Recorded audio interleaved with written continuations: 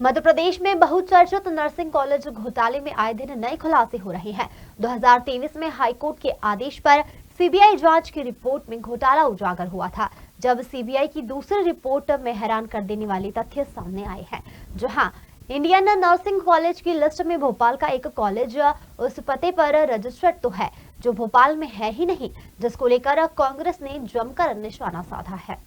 दरअसल एनएसयूआई के प्रदेश उपाध्यक्ष रवि परमार ने शुक्रवार को नर्सिंग कॉलेज में भ्रष्टाचार और अनियमितताओं के गंभीर आरोप लगाए हैं। उन्होंने कहा है कि भोपाल में एक नर्सिंग कॉलेज जो हाईकोर्ट के पास है, जिसका नाम government Rani Durgavati college of nursing है। उन्होंने कहा कि पहले मैंने भोपाल में हाईकोर्ट ढूंढा जो मुझे नहीं मिला। कॉलेज की ट्रस्ट राज्य सरकार है। इंडियन नर्सिंग काउंसिल में इसको 60 सीटों की अनुमति दी गई है। उन्होंने कहा कि हमें यह कॉलेज शहर में कहीं भी नहीं मिला। इस दौरान रवि परमार ने सरकार से कॉलेज खोलने की मदद की मांग की है और कहा कि नर्सिंग कॉलेज ढूंढने वालों को 1 लाख रुपए का नगद इनाम दिया जाएगा। बता दें, सीबीआई ने जिन कॉलेजों को डेफिशिएंट बताया था उन्हें इंडियन नर्सिंग कॉलेज ने मान्यता दी है। सीबीआई रिपोर्ट के अनुसार राज्य के 667 नर्सिंग कॉलेज में से 309 को डेफिशिएंट श्रेणी में रखा गया है। यह आंकड़ा पहली रिपोर्ट की तुलना में 4 गुना है। पहली रिपोर्ट में पात्र 169, डेफिशिएंट 73 और 66 कॉलेज अयोग्य घोषित हुए हैं। वहीं जांच एजेंसी की दूसरी रिपोर्ट में 309 कॉलेज को डेफिशिएंट माना गया है। देखिए, मध्य प्रदेश में नर्सिंग घोटाला चल रहा है और नर्सिंग घोटाले में लगातार नए खुलासे हो रहे हैं और ये घोटाला आज से नहीं 20 सालों से मध्य प्रदेश में चल रहा था, लेकिन शासन प्रशासन ने इस पे ध्यान नहीं दिया और आज ये नर्सिंग घोटाला इतना बड़ा हो गया कि ये लाखों छात्रों के भविष्य के बर्बाद कर दिए हैं। मध्य प्रदेश में नर्सिंग घोटाले को लेकर हम लगातार मांग उठा रहे थे और हमने ग्वालियर हाईकोर्ट ने जब सीबीआई जाँच के आदेश दिए फरवरी 2023 में, उसके बाद से सीबीआई जाँच हुई और नर्सिंग घोटाले की पोल खुल गई और हमने जो कहा था कि फर्जी नर्सिंग कॉलेज संचालित हो रहे थे वो सिद्ध हुआ।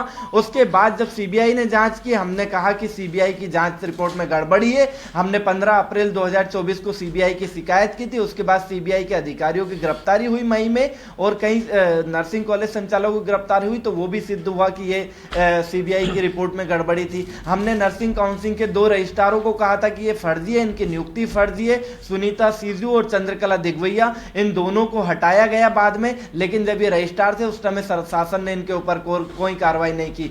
हम लंबे समय से कह रहे थे कि नर्सिंग काउंसिल में पदस्थ डिप्टी रजिस्ट्रार चंद्र प्रकाश शुक्ला और लेखापाल राहुल सक्सेना द्वारा लगातार गड़बड़ियां की जा रही है, लगातार अनियमितताएं की जा रही है, लेकिन उनके ऊपर कार्रवाई नहीं की गई। कल हमने तथ्यों के साथ में जब प्रदर्शन किया और उनको निलंबन करने की मांग पर अड़े रहे, तब उनको वहां से काउंसिल से हटाया गया, निलंबित नहीं किया गया। हम शासन से मांग करते हैं उनको तत्काल निलंबित किया जाए। वहीं अभी मध्य प्रदेश में सीबीआई की जो नर्सिंग कॉलेजों की एक रिपोर्ट है, डेफिशिएंट कॉलेजों की एक रिपोर्ट आई है, उसमें 309 नर्सिंग कॉलेजों को सीबीआई ने डेफिशिएंट बताया। 667 कॉलेजों में से 309 नर्सिंग कॉलेजों को दूसरी रिपोर्ट में, पहली रिपोर्ट में 73 कॉलेजों को डेफिशिएंट बताया था।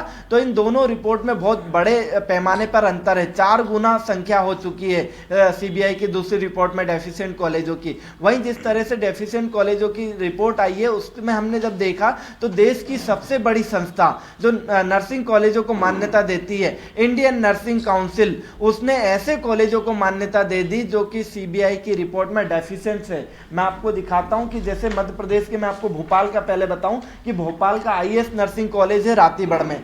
सीबीआई में उसने 6 बिंदु की कमियां ढूंढी है। सीबीआई ने कहा कि ना तो इनके पास प्रॉपर लैब था, ना इनके पास प्रिंसिपल थे, ना इनके पास वाइस प्रिंसिपल थी, फिर भी ये कॉलेज चला रहे थे दस्तावेजों के आधार पे। और उसी को 21 नवंबर 2024 को, मतलब इसी महीने, इंडियन नर्सिंग काउंसिल मान्यता जारी कर देता है। इससे यह स्पष्ट होता है कि जिस तरह से नर्सिंग कॉलेजों में गड़बड़ियां हैं, ये मध्य प्रदेश में नहीं पूरे देश में है। वहीं एक कॉलेज और है भोपाल का, मार बैसिलस कॉलेज, ये भी भोपाल का कॉलेज है। इसमें 3 बिंदुओं की कमियां निकाली है सीबीआई ने और इंडियन नर्सिंग काउंसिल ने इसे भी मान्यता जारी कर दी है। उसके बाद ये कई कॉलेज है मध्य प्रदेश के, सेंट्रल इंस्टीट्यूट है जबलपुर का, उसको भी आईएनसी ने मान्यता जारी कर दी। उसके बाद आप देखेंगे एलसीएच एकेडमी इंदौर, इसमें 8 बिंदु की कमियां निकाली, ना इनके पास एचओडी था, ना प्रिंसिपल था, ना वाइस प्रिंसिपल था और इनके जो क्लासरूम थे वो भी छोटे साइज के थे। सीबीआई ने ये पूरा इसमें रिपोर्ट में जारी किया।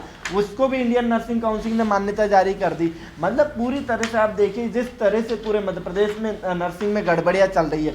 तो अब हाई कोर्ट ने जो दिल्ली सीबीआई की टीम थी उसमें एक नर्सिंग काउंसिल के अधिकारी को शामिल किया था। इंडियन नर्सिंग काउंसिल का अधिकारी सीबीआई की टीम में जांच कर रहा था, वहीं इंडियन नर्सिंग काउंसिल मान्यता देने के अलग से जांच कर रही थी। दोनों में बड़ा अंतर है। एक आंख से सीबीआई के अधिकारी ने देखा कि इस कॉलेज में गड़बड़ी है जब वो सीबीआई की जांच कर रहा था, उसी आंख से दूसरी आंख से इंडियन नर्सिंग काउंसिल के कर्मचारी ने देखा कि कॉलेज एकदम सुटेबल है, उसको परमिशन दे दी जाए। मतलब ये दोनों आंखों के में इतना अंतर आ गया कि एक आंख से इनको कमियां दिख रही है, एक आंख से इनको कोई कमियां नहीं दिख रही है, और इस दोनों आंखों के बीच में जो नाक है इससे कहीं ना कहीं रिश्वत की बू आ रही है, कहीं ना कहीं एक बड़े पैमाने पर रिश्वत लेकर इसमें बड़ा गड़बड़ी की गई है। वहीं आपको मैं बताऊंगा कि एक कॉलेज है भोपाल का, ये कॉलेज मुझे तो नहीं मिल रहा, जब से लिस्ट आई है तब से मैं इसको पूरे भोपाल में ढूंढ लिया।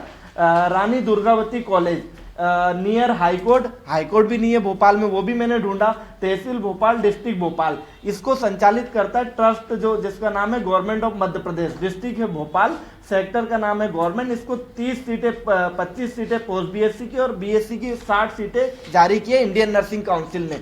अब ऐसे कॉलेजों में गड़बड़ी की जा रही है। वहीं उसके साथ आप देखिए कि जिस तरह से हाईकोर्ट द्वारा एक कमेटी बनाई गई थी कि जो 73 डेफिशिएंट कॉलेज है उनकी कमियां दूर करने के लिए, जिसमें एक रिटायर्ड जज थे, एक रिटायर्ड आईएएस थे और एक अमरकंटक विश्वविद्यालय के कुलपति थे। ये 3 सदस्यीय कमेटी बनाई गई थी। 73 नर्सिंग कॉलेज जो सीबीआई की पहली रिपोर्ट के डेफिशिएंट कॉलेज थे, उनमें से 73 कॉलेज में से 26 कॉलेजों की कमियां दूर करके कमेटी ने उनको सुटेबल बता दिया।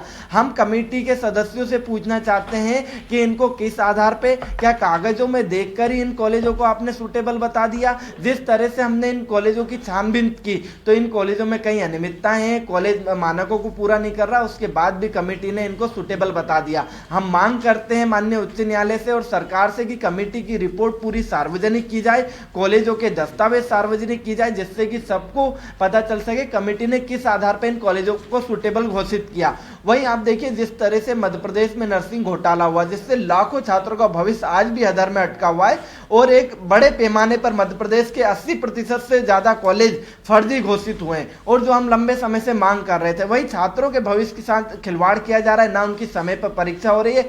आज 2020 में जिस छात्र ने नर्सिंग में एडमिशन लिया था वो आज भी फर्स्ट ईयर है, उसका फर्स्ट ईयर का रिजल्ट आज तक जारी नहीं हुआ, ना उसके सेकेंड ईयर के एग्जाम हुए, ना थर्ड ईयर के हुए, ना फोर्थ ईयर के हुए। हमारी सरकार से मांग है कि उनकी तत्काल उनको सुटेबल कॉलेजों में शिफ्ट किया जाए, जितने भी अनसुटेबल और डेफिशिएंट कॉलेज है उनको तत्काल बंद किया जाए और उनके ऊपर कानूनी कार्रवाई की जाए। और हमने मांग की है कि सरकार ने आनंद फानन में जो अनसुटेबल कॉलेजों को मान्यता देने वाले अधिकारियों को नोटिस जारी किए थे, जिसमें डिप्टी कलेक्टर थे, तहसीलदार थे, डॉक्टर थे और नर्सिंग ऑफिसर थे, इन लोगों पर आज तक कार्रवाई नहीं हुई। सिर्फ एक नोटिस का कागज इनने जारी कर दिया था, उस कागज के अलावा उन एक भी अधिकारी पर कोई कार्रवाई क्यों नहीं की गई? क्या मध्य प्रदेश में नर्सिंग घोटाला नहीं हुआ? और अगर नर्सिंग घोटाला हुआ है तो फिर इन अधिकारियों पर कार्रवाई क्यों नहीं हुई? और अगर नर्सिंग घोटाला भी नहीं हुआ मध्य प्रदेश में।